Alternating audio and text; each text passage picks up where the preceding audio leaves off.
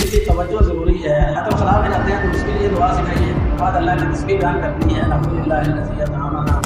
اللہ کے رسول صلی اللہ علیہ وسلم نے فرمایا کہ اللہ تعالیٰ کہتے ہیں کہ میں اپنے بندے کے ساتھ ہوتا ہوں جب وہ میرا ذکر کرتا ہے اور اس کے ہونٹ کھلتے ہیں. اللہ تعالیٰ کا اپنے بندے کے ساتھ ہونے کا مطلب یہ ہے کہ اس کو اپنی حفاظت میں یہ رہتا ہے اور اللہ کی رحمت اس کے شامل حال ہو جاتی ہے اور پھر وہ ہر قسم کی مصیبت اور آزمائش سے محفوظ رہتا ہے.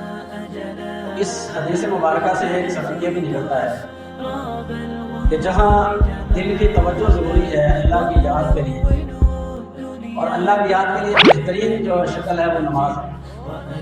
یعنی نماز اللہ نے اپنے صحابہ کو اس طرح سکھائی کہ انسان کا وہ معاملہ پورا ہو جائے کہ اس طرح کھڑے ہوں کہ آپ اللہ کو دیکھ رہے ہیں، اور اگر یہ صورت ہو سکے تو پھر یہ کم از کم ہو کہ اللہ آپ کو دیکھ رہا ہے. جب یہ صورت ہوگی کہ اللہ ہمیں دیکھ رہا ہے اور میں جو کچھ اپنی زبان سے ادا کر رہا ہوں، جو التجا کر رہا ہوں، جو ریکویسٹ اللہ کے سامنے کر رہا ہوں، تو اللہ اس کو سن رہے ہیں. یہ احسان ہے.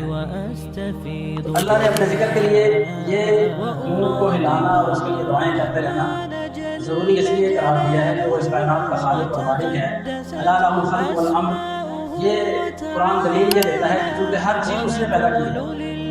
یولج اللیل فی النہار ویولج النہار فی اللیل، الحی من المیت یخرج الحی من المیت. تو وہ ان سب کا پیدا کرنے والا ہے. یہ اس کا حق بنتا ہے کہ بندہ اس کا شکر ادا کرے.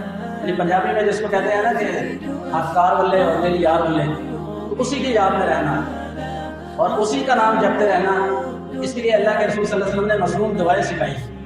یعنی صبح اٹھتے ہی الحمدللہ الذی احیانا بعد ما اماتنا والیہ النشور، اسی کی تعریف، اس خالق کی جس نے اٹھا دیا دوبارہ نیند کے بعد، موت کے بعد.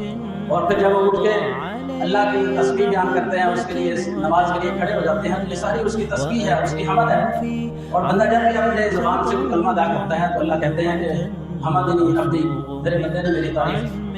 تو اسی طرح جب آپ اس سے فارغ ہو کے پھر اس سے پہلے جب آپ بیت الخلاء میں جاتے ہیں تو اس کے لیے دعا سکھائیے کہ آپ نے یہ دعا پڑھنی ہے. اس سے جب فارغ ہو کے باہر نکلیں تو یہ دعا پڑھنی ہے.